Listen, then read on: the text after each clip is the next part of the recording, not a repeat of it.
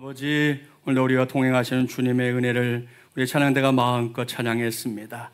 그 은혜에 힘입어 오늘도 여기까지 왔습니다. 또한 이 시간 주님의 말씀 듣고자 합니다. 성령님 듣게 하시고 깨닫게 하시고 하나님의 뜻을 이루는 자리에 우리 모두가 서게 하여 주시옵소서. 예수님의 이름으로 기도하옵나이다. 아멘. 서로 축복해 볼까요? 당신은 예수 그리스도의 제자입니다. 한 번 더 축복합니다. 일상에서 제자도의 삶을 살아냅시다. 할렐루야. 오늘은 신앙의 핫 이슈 제자도 두 번째 시간입니다. 오늘은 예수 그리스도의 제자, 당신의 행복을 위해 말씀을 주셨다라는 제목으로 하나님의 말씀을 전하도록 하겠습니다. 지난주일 이 시간 2부 예배가 2025 예랑제였다는 거 다들 아시죠? 그래서 부득불 1부 예배 시간에만 D6 커리큘럼에 따르는 주제, 새로운 주제를 말씀드렸는데요. 그것이 방금 말씀드렸던 신앙의 핫 이슈 제자도입니다. 이 주제에 대해서 좀 더 알고 싶다는 생각이 들면 지난주 1부 예배 우리 유튜브 설교 말씀을 다시 한번 들어보면 여러분에게 도움이 되겠다 생각합니다. 오늘은 두 가지만 요약하고 본론으로 가려고 합니다. 먼저 제자도란 무엇인가? 제자도라는 말은 사실 이렇게 종교적인 영역 외에서는 잘 사용하지 않는 것이다 말씀드렸고요. 그렇다고 해서 또 이것이 단순한 성경 공부나 기도의 실천 같은 그런 정도에 국한되는 것도 아니다 그랬습니다. 기독교의 입장에서 정리한다면 예수님을 우리의 일상에 초대하고 또 그분에게서 배우는 삶의 원리가 제자도다, 이렇게 지난주 정리를 해드렸어요. 그래서 지난주 설교 제목이 크리스천의 제자도는 일상에서 길러진다 였는데요. 여기서 핵심은 일상에서, 그러니까 늘, 항상, 흔히 말하듯 밥 먹듯이 제자도의 삶을 살아낼 수 있어야 한다. 거기에 강조점이 있는 것입니다. 두 번째는 하나님의 말씀과 관련된 내용이었는데요. 요즘에 한국 교회와 성경 공부 열풍이 불던, 제가 이제 고등부 지나서 청년부 올라갈 그 시절이었는데 그 당시 한국 교회 정말 성경 공부 열풍이 있었거든요. 그때와 이렇게 비교해 보면 오늘날의 성도들이나 교회들이 성경을 배우고 하는데 너무 소홀해진 것 같다 하면서 그 이유를 제가 몇 가지 꼽아서 말씀을 드려봤었어요. 시간이 없고 바쁘다, 성경 공부가 어렵다, 주일에 와서 1시간 예배하고 말씀 들으면 됐지 그렇게까지, 내가 목회자야? 난 평신도인데, 기타 등등의 이유가 있을 거고요. 한 가지를 더 꼽아본다면 성도들이 하나님의 말씀을 족쇄처럼 여기기 때문이다 말씀드렸어요. 그리고 그것은 분명히 오해다.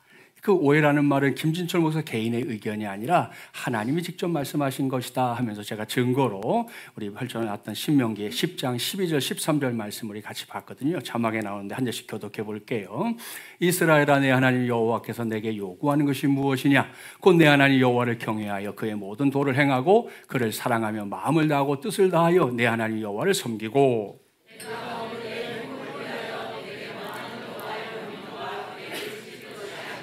아멘, 할렐루야. 여러분 잘 확인하셔야 돼요. 하나님의 말씀이 족쇄입니까? 하나님의 말씀이 우리를 올가매는 사슬입니까? 아니라는 거예요. 하나님이 직접 말씀하셨잖아요. 왜 우리에게 말씀을 주시나? 내 행복을 위하여.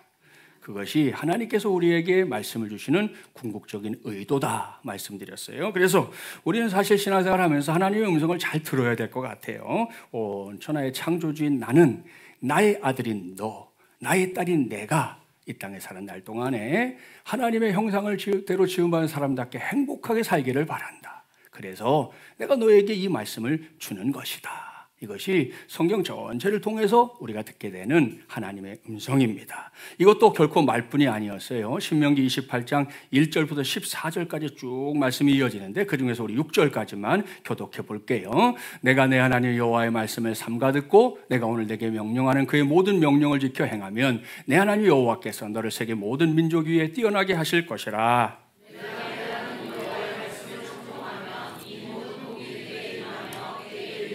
성읍에서도 복을 받고 들에서도 복을 받을 것이며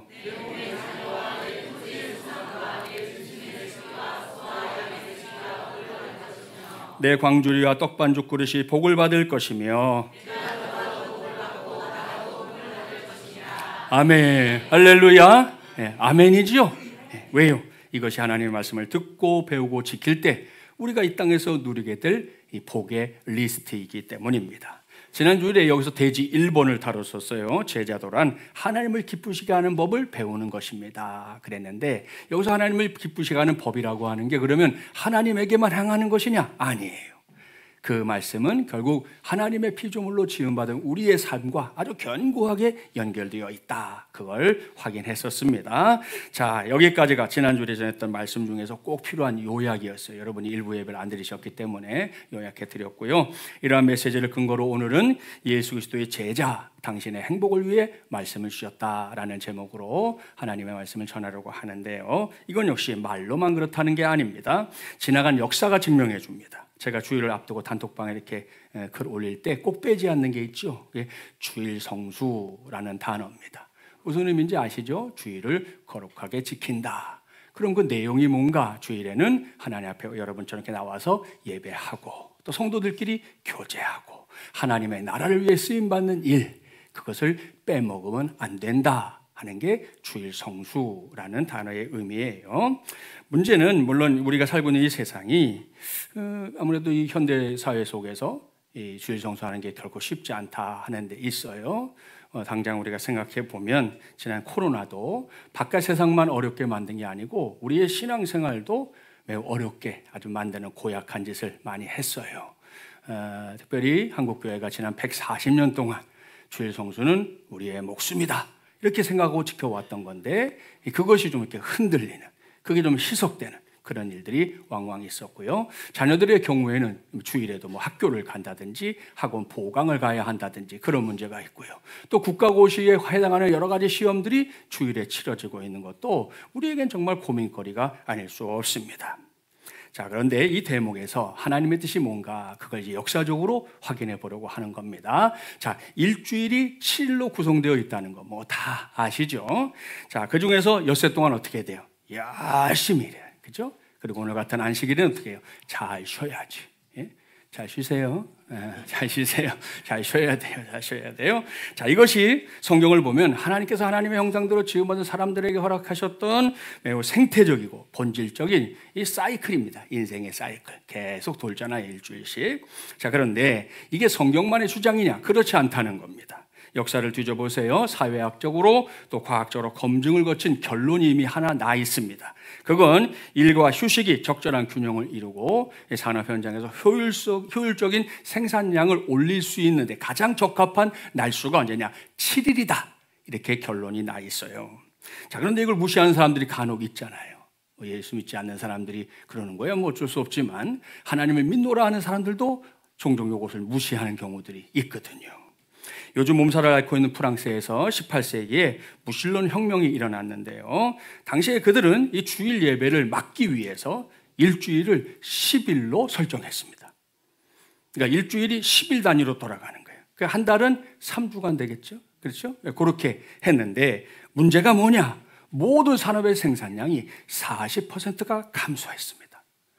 그래서 할 수 없이 다시 7일로 환원.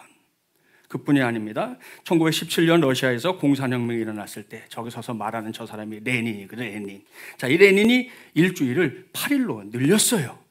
그랬더니 생산량이 30%가 감소했습니다. 그래서 이거 안 되겠는데 하고 이번엔 어떻게 했냐? 6일로 줄였어요. 할 일도 참 없죠. 예? 일주일이 무슨 고무줄도 아니고 늘렸다 줄였다 늘렸다 줄였다 그랬는데 자, 6일로 줄였더니 결과가 어떻게 되느냐? 마찬가지로 생산량이 30%가 감소했습니다. 그래서 저 공산주의자였던 레닌조차도 울며 겨자 먹는 심정으로 일주일은 7일로 해야 되는 거로구나 하고 다시 돌려놔서 지금도 러시아가 7일이 한 주간씩 이렇게 돌아가고 있는 거예요. 자, 여러분 보십시오. 일주일이 7일인 거 막연하게 그게 그렇게 하면 좋을 것 같아서 이게 아니죠. 이건 하나님께서 엿새 동안 천지 만물을 창조하시고 일곱째 날에 쉬셨다. 창세기에 기록되어 있는 하나님의 말씀에 근거해서 세워진 우리의 삶의 원리라고 하는 것입니다. 자, 그러니 여러분 이게 우리가 함부로 바꾸겠다 해서 바꿔지느냐? 그게 아니라는 거예요. 그럼에도 불구하고 바꾸고 싶다? 뭐 목사가 말린다고 듣지도 않겠지만 여러분 그렇게 해보는 건 여러분 자유인데 이미 역사적으로 그것은 헛된 일이고 별 볼 일 없는 일이었다라는 게 정리가 되어 있다는 거. 그걸 꼭 기억하면 좋겠습니다. 그리고 이것이 예수 그리스도의 제자, 당신의 행복을 위해 말씀을 주셨다라고 하는 오늘 주님 말씀의 증명이라고 하는 것을 명심해 주기를 바랍니다. 자, 여기서 3세대 주일학교 코너 가겠습니다. 주보 펼쳐보죠. 오늘 오후에 공부할 제목, 여러분 오후에 오시면 다 전학생으로 우리 다 받아주니까 오던 분들은 물론이지만 새로 오는 분들도 오셔서 함께 참여하면 좋아요. 공부할 제목이 뭐예요? 생명의 말씀이죠. 이번 주간 가족 주제 읽어봅니다. 하나님 말씀 공경하기. 자, 1번 여러분 읽겠습니다. 시작. 잘 읽었습니다. 1절부터 6절 말씀이잖아요. 한 절씩 교독합니다. 이스라엘 자손이 자기들의 성읍에 거주하였더니 일곱째 달에 이르러 모든 백성이 일제히 수문학 광장에 모여 학사 에스라에게 여호와께서 이스라엘에게 명령하신 모세의 율법책을 가져오기를 청하매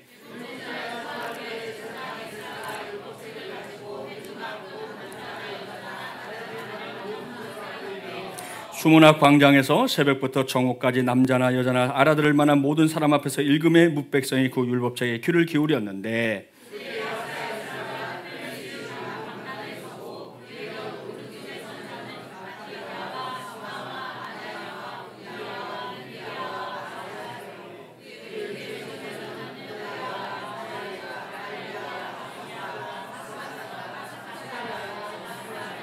에스라가 모든 백성 위에 서서 그들 목전에 책을 펴니 책을 펼 때 모든 백성이 일어서니라.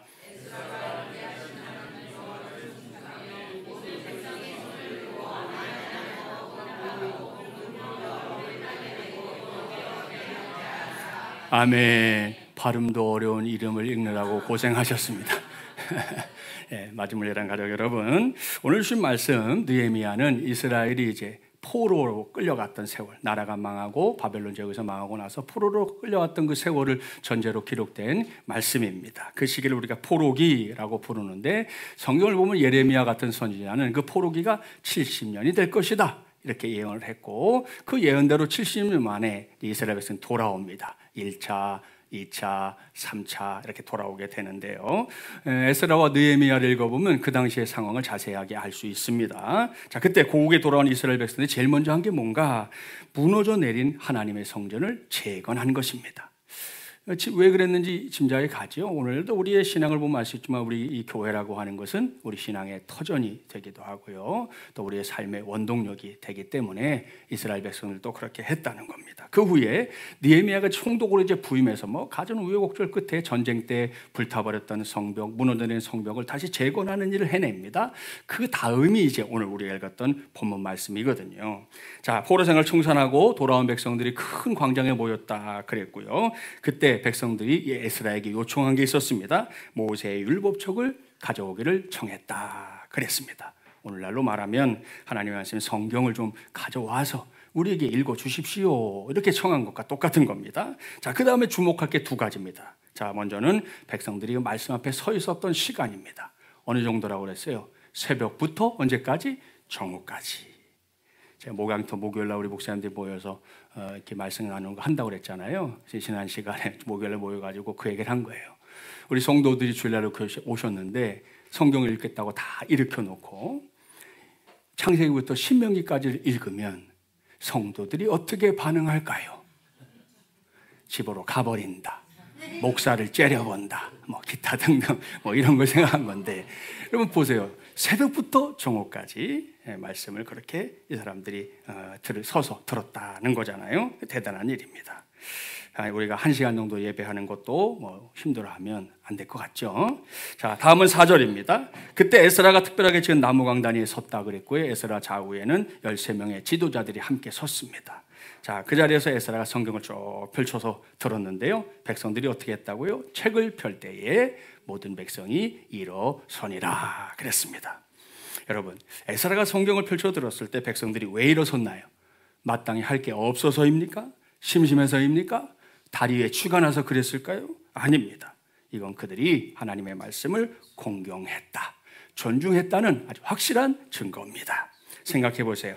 우리가 집에서도 어떤 공간에 이렇게 세상 편하게 앉아 있다가도 자세를 고치게 되는 게 어느 때입니까? 뭔가 의미 있는 일을 해야 된다든지, 혹은 내가 존경하는 어떤 사람이 내 앞에 나타나면 아무리 편하게 있다가도 우리가 이렇게 자세를 고치게 되잖아요. 왕정 시대 왕이 지나가는데 뭐 지나가든 말든 휘파람이나 불며 서 있는 백성이 어디 있어요? 그런 사람은 없지요. 최소한 뭐 고개를 숙이고 있는다든지, 더 심하면 뭐 땅바닥에 엎드려서 이마를 땅에 닿을 정도로 그렇게 표현하는 게 뭡니까? 내가 당신을 그렇게 존경합니다. 내가 그렇게 당신을 섬기겠습니다 하는 그런 표현이지 않습니까? 본문에 나온 이스라엘 백성들의 마음이 딱 그랬습니다. 70년 동안 이방 땅에 여러분 끌려가서 포로로 살았잖아요. 그 세월의 내용 우리가 다 알 수도 없습니다. 그랬던 사람들이 다시금 고국의 땅을 밟은 거고요, 한자리에 모여서 하나님의 말씀을 듣는 그런 기회를 갖게 된 겁니다. 그때 그들에게 선포된 하나님의 말씀, 그냥 두 다리 쭉 뻗고 들을 수 없었던 거지요. 고개를 까딱까딱하며 앉아있을 수도 없었어요. 옆에 사람들이 있다 해서 자기들끼리 노닥이면서 있을 그럴 수 있는 상황도 아니었다는 겁니다. 너나 할 것 없이 모두가 하나님의 말씀에 귀를 기울였고요, 그러다가 에스라가 성경을 쳐 펼치니까 뭐 누가 먼저라고 할 것도 없이 모두가 벌떡 일어나서 그 말씀을 듣고자 했다라는 것입니다. 우리 교회는 개척 때부터 주일 낮예배 요 시간만큼은 찬송을 부를 때 그래도 우리가 서서 부르는 게 좋겠다, 그래서 우리 주보에 보면 별표가 되어 있어요. 어떤 경우에는 이제 앞에 찬송한 다음에는 사도신경 하고 나서 이렇게 주로 앉는 경우가 많은데 일부러 세워드린 거예요. 죄송하지만 이유는 한 가지입니다. 여러분 바깥에 세상 나가서 사람들이 그거 노래 한 자락 해봐 그러면 여러분 앉아서 노래하는 사람 있어요? 없어요. 소주병에 숟갈 꽂고 하사라도 하여튼 일어나서 부르지 앉아서 노래 부르는 사람이 어디 있어요? 하물며 하나님을 찬송하는데 우리가 그냥 앉아서 부른다? 그건 아닌 것 같았어요. 그래서 처음부터 우리 교회는 그냥 앞 시간엔 다 여러분 찬송을 끝날 때까지 서서 찬송 부르게 한 거거든요. 오늘 주신 말씀도 제가 익히 알고 있었는데 철교 준비하면서 또 더구나 세대통합 예배를 생각하면서 30일부터는 우리가 하나님의 말씀을 받을 때도 함께 일어서서 받으면 좋겠다 그런 생각을 했어요. 저는 이미 일어서 있으니까 그 시간에 여러분만 일어나서 하나님의 말씀을 받고 다시 앉아서 예배를 드려도 좋겠다 생각하니까 30일부터는 그렇게 한다는 거 기억하고, 다른 것 때문이 아닙니다. 하나님의 말씀을 우리가 공경하고 존중하는 마음으로 그 말씀을 받자 하는 것이니까 꼭 그렇게 여러분 힘써 주시기를 바랍니다. 왜요? 하나님이 우리에게 주신 선물이 많은데 그 선물 중에서도 여러분 우리에게 주신 성경은 복 중에 복이기 때문입니다. 중국을 모택동이라고 하시죠. 마오쩌둥이라고 하는 사람이 통치할 때 우리나라 극동방송국에 중국에서 편지 한 통이 날아왔어요. 그것도 이제 이 동경, 일본 동경을 경유해서 온 편지였는데 그 편지가 뭐였냐면 그 당시에 이제 문화혁명이라는 이름으로 모택동이 중국 내에 있는 모든 성경을 불살라버렸거든요. 그러니까 눈에 뜨이는 곳에 성경책이 없는 거예요. 지하교회 성도들이 성경이 없으니까 너무 안타까워한다는 걸 알고 그 당시 극동방송국이 12시부터 중국어 버전으로 이제 아나운서가 성경을 쭉 읽어주는 그런 프로그램을 진행 중이었어요. 근데 라디오를 단파 라디오이기 때문에 그것만 들리거든요. 그걸 듣고 있었던 이 중국의 한 성도가 자기가 비로소 요한계시록 22장까지 성경 말씀을 다 받아 적었다. 감사하다 그러면서 그 뒤에 한마디 더. 그런데 사무엘상 15장을 읽어주실 때 그때 전파 상태가 안 좋았다는 거예요. 뭐 지직지직거리고 그랬나 봐요. 그래가지고 제대로 적지를 못했으니 죄송하지만 사무엘상 15장을 다시 한번 읽어주시면 안 되겠습니까? 그런 편지였습니다. 그 편지를 받아들고 이 중국어 담당하고 있던 아나운서가 뭐 그냥 막 펑펑 울었다고 그래요 그때. 그러고 나서 그날 저녁에 방송을 하면서 오늘 편지를 보내주신 분이 있는데 그분에게 몇 월 며칠에 사무엘상 15장을 다시 읽어드리겠습니다. 그러니까 그날 꼭 받아 적어주세요 그랬어요. 그리고 당일이 되자 또 이 아나운서가 천천히 사무엘상 15장을 쭉 읽어줬습니다. 그리고 또 한 달 뒤에 다시 편지가 왔는데요. 그 편지의 내용을 소개할게요. 할렐루야, 하나님 감사합니다. 나도 이젠 성경을 가질 수 있게 됐습니다. 그 다음에 참 재밌어요. 그러나 내 성경은 침으로 한 짐 가득 됩니다. 이렇게 되어 있는 거예요. 무슨 말이냐? 아나운서가 읽어주는 내내 붓으로 적었기 때문입니다. 볼펜으로 쓴 것도 아니었어요. 붓으로 그 말씀을 받아 적느라 이게 그냥 침이 될 만큼 큰 덩어리가 됐다는 거예요. 그렇게 그는 성경을 받아든 후에 너무 감사해서 그 성경 앞에서 하염없이 눈물을 흘렸고 하나님께 감사 기도를 했노라고 그렇게 고백해 주었습니다. 사랑하는 여러분, 우리는 어떻습니까? 이렇게 귀하고 귀한 성경, 우리는 얼마나 사랑하며 살아가고 있습니까? 얼마나 공경하고 있습니까? 요즘은 주일에 성경책을 가지고 오지 않는 성도들도 많아진 그런 시대이긴 한데요. 뭐 시대적인 상황이 그렇다는 거 인정하더라도 저와 여러분만큼은 하나님의 말씀에 대한 우리의 마음가짐, 그 말씀에 대한 사랑하는 마음들이 더 뜨거워지고 더 단단해지게 되기를 바랍니다. 왜요? 예수 그리스도의 제자된 우리에게 성경은 구원의 길을 제시해 주고요, 우리 모두를 거룩하고 행복한 길로 인도하는 가장 확실한 영감을 담아주신 책이기 때문입니다. 그러니 우리 모두 성경의 사람이 됩시다. 성경을 더욱 사랑하는 사람들이 되어서 성경을 읽으시고요, 또 성경을 공부하고 성경을 묵상합시다. 또한 성경을 전파하고 힘닿는 대로 성경대로 살고, 그리고 하나님 부르시는 그날에는 성경대로 죽을 수 있는 우리 모두가 되기를 주님의 이름으로 축복합니다. 자, 2번 여러분 읽겠습니다. 시작. 아멘. 잘 읽었습니다. 7절, 8절, 그리고 12절이죠. 먼저 7절, 8절 교독합니다. 예수아와 바니와 세레바와 야민과 악곡과 사보대와 호디야와 마세야와 그리다와 아사랴와 요사박과 하난과 블라야와 레위 사람들은 백성이 제자리에 서 있는 동안 그들에게 율법을 깨닫게 하였는데,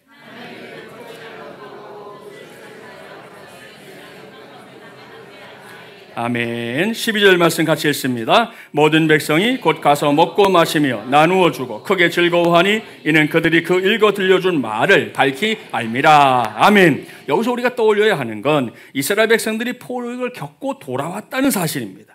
이 말은 포로기 시절 동안 제대로 된 하나님의 말씀을 들어본 적이 있다 없다? 없다는 거예요.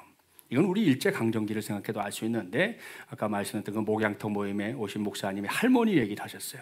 할머니가 일제시대에 사셨는데, 할머니가 이제 일제시대 마치시고 이제 뭐 광복해서 있다가 사셨잖아요. 근데 할머니가 일본어는 말도 잘 아시고 글도 잘 읽고 아무 문제가 없었다는 거예요. 근데 정작 우리말은 말은 하는데 글도 읽지 못하시고 쓰지도 못하시고 그렇게 지내시다가 나중에 이제 예수님을 믿게 됐대요. 그래가지고는 성경을 읽겠다고 한글을 공부하셔가지고 그때서야 이제 한글을 읽고 쓰는 거기까지 가셨다는 거예요.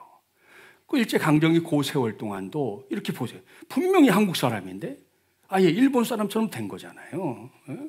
그러니 70년 전의 이 포로기 동안 어떤 일이 일어났을지, 얼마나 많은 걸 잃어버렸을지 우리가 다 상상할 수도 없지 않겠습니까?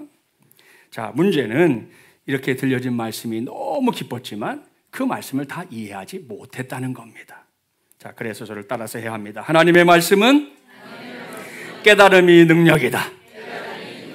할렐루야. 네, 믿습니까? 그렇습니다. 성경책 수십 권, 수백 권을 쌓아놓는 게 능력이 아니에요. 그러면 교보문고가 최고지. 네? 수십 권, 수백 권이 쌓여 있는 것 자체가 나에게 능력을 주는 게 아니에요. 네? 그렇게 많은 말씀이 있어도 여러분, 정말 이 말씀이 내 말씀이 되기 위한 필요 충분 조건이 뭡니까? 나에게 가르쳐주는 사람이 있어야지. 그리고 배운 나는 이것이 무슨 뜻인지 그걸 붙들고 씨름도 하고 궁금하면 또 책도 찾아보고 연구도 하고, 그래서 옳거니 이건 나에게 주시는 말씀이구나 그렇게 되어야지만, 그래야지만 그 말씀이 내 말씀이 되고 그 말씀이 나의 능력이 되는 거 아니겠습니까? 그렇습니다. 그래서 제가 종종 말씀드렸죠. 예수님을 믿는 것은 공부하는 일입니다. 잊지 마셔야 돼요. 신앙생활 거저하는 거 아닙니다. 하나님의 말씀인 성경을 공부해야 합니다. 할 수 있는 한 깊이 봐야지요. 그래서 뭔가를 깨달을 때 그것이 저에게도 여러분에게도 진정한 능력이 될 줄 믿습니다. 멀리도 말고 지금 진행 중인 2025 다니엘 기도회, 오늘 저녁에라도 당장 한번 여러분 미처 참석 못한 분들 참석해서 거기에 나오는 분들을 이렇게 한번 살펴보세요. 그분들 하는 이야기를 잘 들어보세요. 매일 세워지는 강사들 중에 자기 이야기만 늘어놓는 사람이 있는가요? 없어요, 없어요. 모두가 사연도 기구하고 별의별 일도 많고 상상할 수 없는 일들도 있는데, 그런데도 불구하고 그 과정에서 그들이 하나님의 말씀을 붙잡고 그 말씀이 나를 살려냈던 이야기들을 지금 풀어가고 있는 거잖아요. 지난주간만 해도 참 놀라웠던 게 그거죠. 내가 입양아를 청소는 이게 알았어요. 그래서 나는 우리 엄마 아빠의 아들인 줄 알고 컸는데 누가 입양하라는 하게 됐어요, 이분이. 그래갖고 뭐 방황도 하고 뭐 정말 골치 아프게 살았는데 아무튼 나중에 하나님은 정신 차렸는데 어머니가 신장 이식을 받아야 될 상황이 됐어요. 그래서 이제 뭐 가족들이 먼저 하는 게 좋겠다 해서 얘기하는데 그때 차마 여기까지 저는 입양한대요 요 말을 못 하겠더래요. 그래가지고 그냥 아버지랑 같이 검사를 받았어요. 결과가 나오는데 아버지와 아들이 들어갔더니 그 선생님이 그러는 거죠. 아유, 안타깝게도 이 조직이 맞지 않네요. 그러니까 뭐 모두가 다 그렇게 뭐 입양한데 뭐 그럴 수밖에 없다고 생각했죠. 근데도 한 거지만 그렇게 말하더니 고개를 아들에게 딱 돌리더니 근데 아드님 좋은 소식입니다. 아드님의 조직이 어머니하고 딱 맞습니다. 그때 이 아들은 성경 말씀이 확 깨달아진 게 무슨 말씀? 바울의 고백 가운데 보면 하나님께서 모태에서 있을 때부터 나를 지으시고 나를 낳으신 생모는 다른 분이에요. 근데 그때 나를 지으신 하나님이 앞으로 나를 양자로 키워주실 어머니의 신장 조직과 딱 맞게 그렇게 나를 창조하셔서 이 땅에 보내셨구나. 그걸 알게 됐다는 거예요. 그래서 어머니에게 신장 하나 떼드리고 지금 목회하는 목사님이 됐어요. 박요한 목사님을. 이분을 필두로 어린아들과 남편 목사님 먼저 천국에 보내고 그 고난을 발판으로 사명을 감당하고 있는 박인경 사모님. 중증외상센터라고 뭐 이렇게 넷플릭스의 영화도 이렇게 시리즈로 나오는데 이게 웹소설인데 그 소설을 썼던 장남, 그 차남의 양육일기를 소개했던 이효원 목사님도 있고요. 이효원. 올해 최고의 흥행작이었죠. 우리 애니메이션 더 킹 오브 킹즈의 감독 장성호 감독님. 또 근육병으로 정말 어려움을 겪고 있는 사랑이라는 딸, 저는 그날 알았어요. 몰랐어요. 그 전에 사랑의 아빠 전요셉 목사님. 그리고 어제는 국내 시각장애 바이올리니스트로 최초로 미국 유학길에 올라서 세계적인 음악가가 된 김지선 자매에 이르기까지 모두가 내게 주신 하나님의 말씀을 딱 붙잡고 있는 거예요. 말씀 없는 사람이 없어. 탁 붙잡고 그 말씀으로 살아가고 있는 걸 보여주고 있습니다. 이건 저와 여러분도 다르지 않습니다. 내게 주시는 말씀 붙잡아야 합니다. 나아가서 그걸 연구하고 가르칠 수 있어야 합니다. 그래서 하나님이 기뻐하실 생명의 열매, 생명의 말씀이니 생명의 열매를 맺을 거 아니에요. 그 열매를 주렁주렁 맺는 것만이 아니라 거두는 우리 모두가 되기를 주님의 이름으로 축복합니다. 자, 3번 여러분 읽겠습니다. 시작.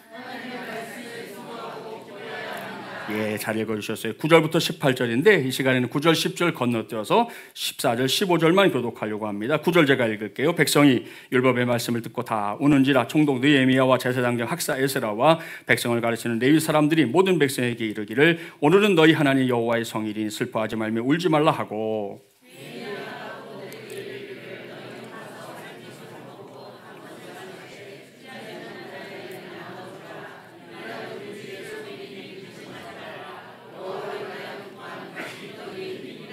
아멘. 14절 갑니다. 율법에 기록된 바를 본즉 여호와께서 모세를 통하여 명령하시기를 이스라엘 자손은 일곱째 달 절기에 초막에서 거할지니라 하였고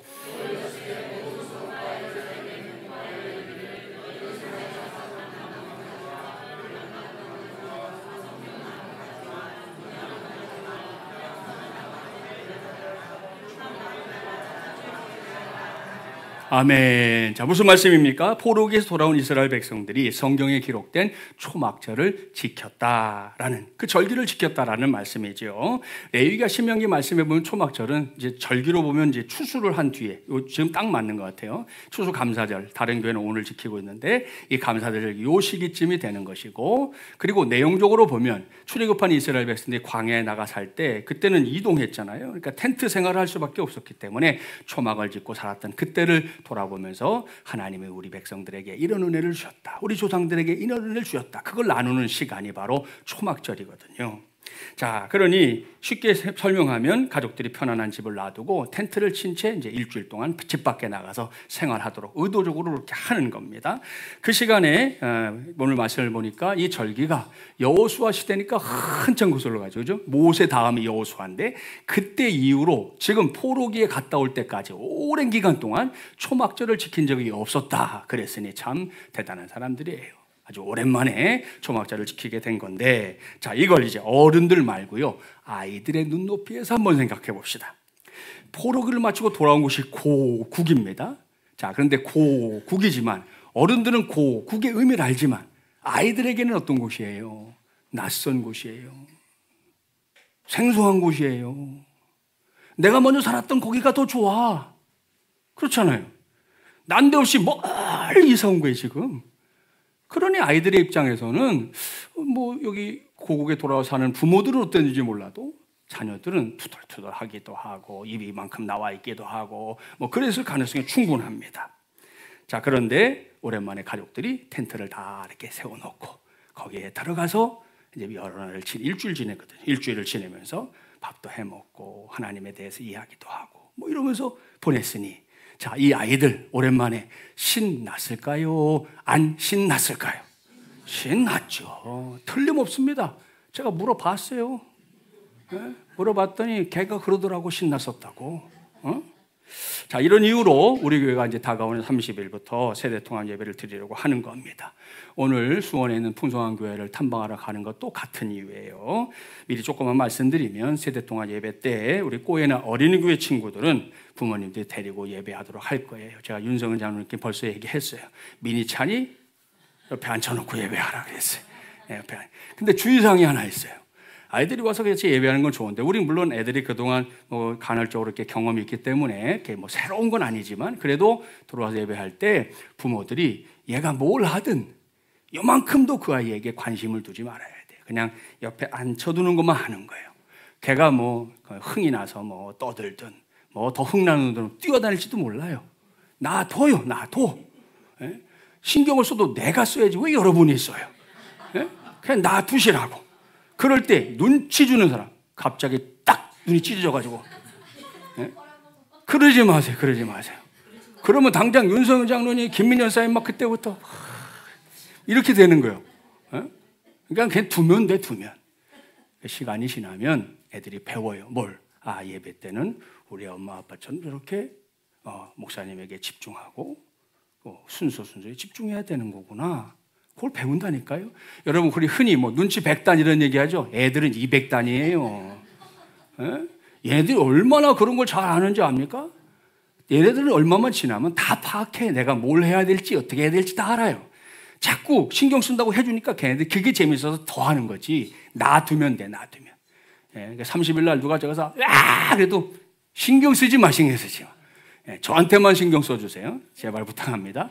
그렇게 해서 우리 아이들이 우리 가족들과 함께 예배하는, 또 넓게는 우리 마중물이랑 가족들과 함께 예배하는 것이 저들에게 믿음을 전수하는 좋은 통로가 되도록 우리 모두가 힘써 주시면 그것이 우리 안에서 귀한 열매가 될 줄 믿습니다. 자, 그런가 하면 지난주 2025 예랑제에 가족들을 초대해 주십시오 그랬더니 우리 많은 분들이 지난주에는 가족들을 초대해 줬어요. 너무 감사한 일이었고, 또 그것이 뭐 한 번 될 수도 있고 또 다음이 될 수도 있고 이렇게 될 수 있는데, 아무튼 우리 목적은 다른 게 아닙니다. 우리 가족들 모두가 우리와 같이 하나님의 나라 백성 되는 것, 그것이 우리의 비전이기 때문입니다. 그러니 뭐 한 번 다녀갔다 끝나지 마시고 계속 기도해 주시고 또 독려해 주시고 또 기회가 될 때 또 초대해 주시고 해서 우리 모두가 그와 같은 믿음의 길 함께 걸어가게 되기를 바랍니다. 그래서 더더욱 당부하는 거예요. 하나님의 말씀에 순종하십시오. 느헤미야의 당부대로 하나님의 말씀을 기뻐하십시오.